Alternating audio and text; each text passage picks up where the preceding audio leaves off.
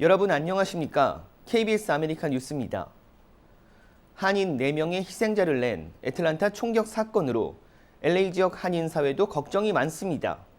유사 범죄가 일어날까 우려 때문인데요. 한인을 중심으로 아시안 상공인들은 물론 지역 정치인들이 함께 참여해 아시안 증오범죄 근절을 촉구했습니다. 오늘 LA 한인타운에서 열린 집회 현장을 박시몬 기자가 취재했습니다. 아시안을 대상으로 한 혐오 범죄가 늘어나고 있는 가운데 한인을 포함한 5개의 아시안 커뮤니티 상공회의소 리더들이 모여 LA 경찰국에 공정한 수사를 촉구하고 나섰습니다. 5개의 상공회의소 대표들은 오늘 기자회견의 시간을 갖고 LAPD와 함께 아시안 아메리칸들의 피해를 최소화하기 위한 대책 마련을 논의했습니다. LA 한인 상공회의소의 주도로 열린 오늘 기자회견에는 중국, 태국, 필리핀, 방글라데시 등 5개의 커뮤니티 상공회의소 대표들이 모였습니다. 아시안 아메리칸을 갖다가 표적으로 하는 거는 이거는 말이 안 된다고 생각을 해요. 우리들이 왜 표적이 돼야 됩니까? 과연 우리들이 이렇게 한국 사람이 이럴 적에 가만히 있으면 되겠느냐? 우리가 일어나서 목소리를 내야 되겠다. 그래서 오늘 이 프레스 컨퍼런스를 했고요. 오늘 이 자리에는 존 리 LA 시의원도 참석해 현재의 심각한 상황을 설명했습니다. Today, across our communities, there's a heightened fear here in Southern California, where we have such a large Asian American population, one of the largest in America. The fear is truly palpable, especially for Asian American business owners and employees who wonder when this hate will show up at their doorsteps. LAPD는 혐오 범죄와 같은 현장을 목격했을 경우 즉시 신고해 줄 것을 당부했습니다. If you see an incident that rises to the level of a hate incident, which I'll describe in a second, or a hate crime, we need you to call 911, call 1-877, ask LAPD, flag down an officer. 오늘 한자리에 모인 아시아계 상공회의소 대표들은 이럴 때일수록 다 같이 화합해야 한다고 강조했습니다. We stand here today united with our Asian brothers and sisters, and we thank the community for standing here with us. Thank you. 이와 함께 혐오 범죄의 문제성을 지적하고 경찰에게는 무관용 원칙을 적용해 공정한 수사를 촉구했습니다. 한편 지난 주말에는 샌프란시스코를 비롯해 시애틀 등 전국 각지에서 아시안 혐오 범죄를 근절하기 위한 집회들이 열렸습니다. KBS 뉴스 박시몬입니다. 조 바이든 대통령은 애틀랜타 총격 사건은 우리 모두에게 상처를 줬다며 여성이 폭력으로부터 자유로운 삶을 살 수 있는 사회를 만들어야 한다고 강조했습니다. 바이든 대통령은 애틀랜타에서의 비극적인 사건을 포함해 여성에 대한 끔찍하고 잔인한 공격을 보았다며 우리 모두에게 상처를 줬다고 말했습니다.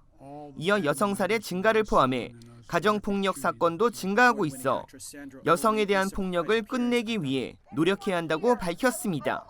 Whatever the motivation, we know this. Too many Asian Americans have been walking up and down the streets and worrying, waking up each morning the past year feeling their safety and the safety of their loved ones are at stake. In fact, Asian American women suffered twice as many incidents of harassment and violence as Asian American men. 아시안들은 언어와 신체적 폭력은 물론 사망하고 있다며 급증하고 있는 증오 범죄를 멈추기 위해 행동할 때라고 강조했습니다. 다음 소식입니다. LA 카운티 코로나19 확진자 수치가 지속적인 감소세를 보이고 있습니다. 추가 등급 완화도 기대되고 있습니다. 이우수 기자입니다. LA 카운티 1일 확진자 수가 꾸준한 하락세를 기록하고 있습니다. 한 주 동안 1000명 아래를 유지했는데 지난 16일에는 300명대 초반까지 내려가기도 했습니다. 일주일 평균 신규 확진자는 590명을 나타냈는데 이는 2주 전에 비해 62%가 감소한 수치입니다. 보건당국은 지금과 같은 하락세가 지속될 경우 추가적인 등급 완화도 가능할 것으로 보고 있습니다. 이럴 경우 현 레드 등급에서 오렌지 등급으로 내려가게 됩니다. 오렌지 등급에 진입하면 제한을 받고 있는 대부분의 업소들의 영업이 재개됩니다.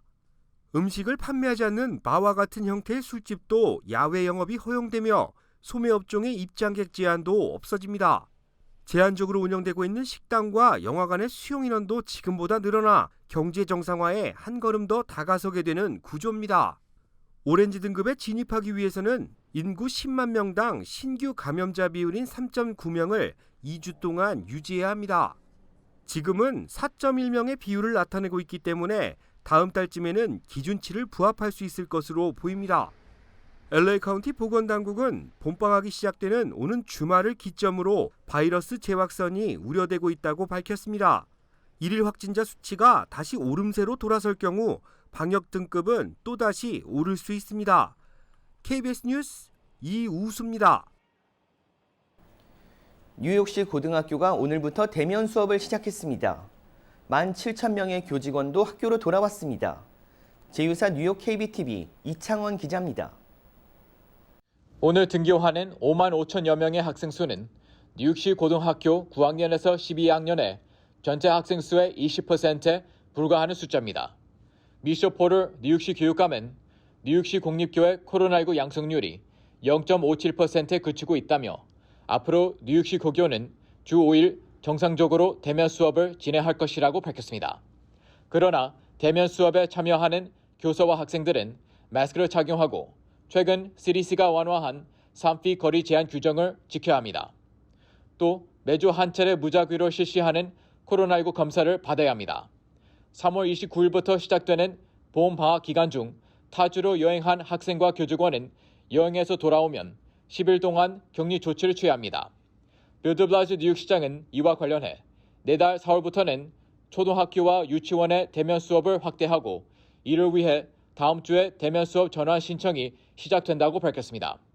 이는 19일 연방질병통제예방센터 CDC가 학교 내 사후적 거리 두기 지침을 일반적 권고 사항인 6핏에서 3핏으로 완화하기로 결정한 데 따른 것으로 학교 내 사후적 거리 두기가 완화되면 현재 30% 수준인 교실 수용 능력이 확대됩니다. 한편 뉴저지는 당분간 재개에 따른 완화 조치가 없을 것으로 보입니다.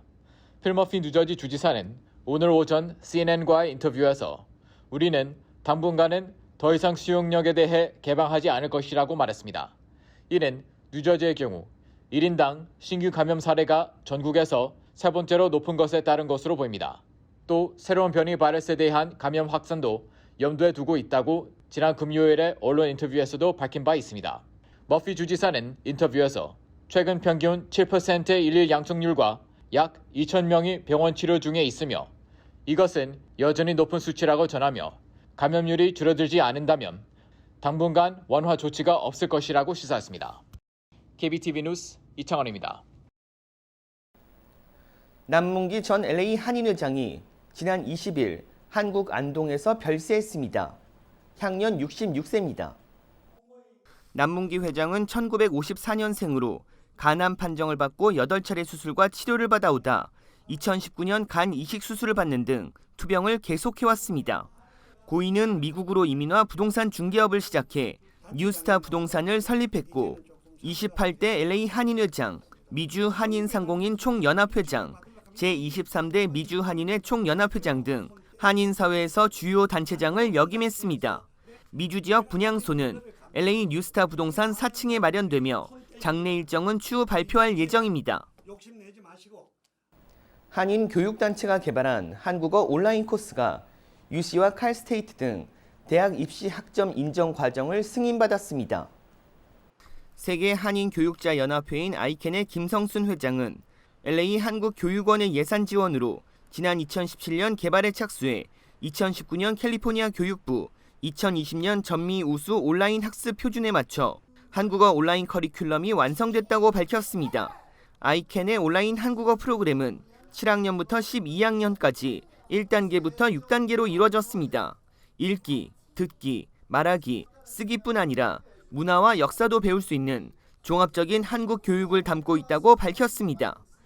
신주식 LA 한국교육원장은 한국어 수업이 온라인 커리큘럼에 승인받은 것은 이번이 처음이라고 밝혔습니다. 오늘의 주요 단신입니다. LA 북서부 칼라바사스 지역의 중고등학교들이 오늘부터 다시 대면 수업에 돌입했습니다. 라스버네제스 통합교육구 소속의 중학교 3곳과 고등학교 2개의 대면 수업이 재개되며 7천여 명의 학생들은 다시 캠퍼스로 돌아갔습니다. 해당 교육구는 전체 학생의 절반은 등교하고 나머지는 온라인으로 수업을 병행하는 하이브리드 방식을 채택했습니다. LA 카운티 미술관이 다음 달 1일 다시 문을 엽니다. 미술관 측은 안전한 환경 속에서 관람이 가능하도록 준비하고 있다고 밝혔습니다. LA 카운티 미술관은 재개관과 동시 6개의 새로운 전시회를 연달아 개최하고 신규 조형물도 공개할 계획입니다. LA에 기반을 둔 항공사 에어프레미아가 다음 달 첫 번째 항공기를 인수합니다. 에어프레미아는 보잉 787-9 기종을 오는 4월 1일 보잉사에서 인수합니다. 에어프레미아 1호기는 베트남과 태국 등 동남아 노선에 시범 투입된 뒤 1년 뒤 LA 취항을 목표로 두고 있습니다. 국내 항공여행객이 10일 연속 1일 100만 명을 넘어섰습니다. 교통안전청은 이 같은 수치가 지난 3월 이후 최대치며 항공업계에는 긍정적이지만 보건 문제에 대한 우려는 피하기 어렵다고 밝혔습니다. 항공여행객 급증은 백신 보급 가속화와 백신 보급 증가에 따른 것으로 풀이됩니다. 올 하반기 개최가 예정된 도쿄올림픽에 외국인 자원봉사자들의 입국이 불어될 전망입니다. 도쿄올림픽 조직위원회는 코로나 방역 대책에 따라 외국 국적 자원봉사자들의 입국을 허용하지 않을 것을 결정했다고 밝혔습니다. 하지만 필수 인력으로 구분되는 500여 명의 외국인 자원봉사자들의 입국은 조건부 허용될 것으로 보입니다. KBS 아메리카 뉴스 마칩니다. 고맙습니다.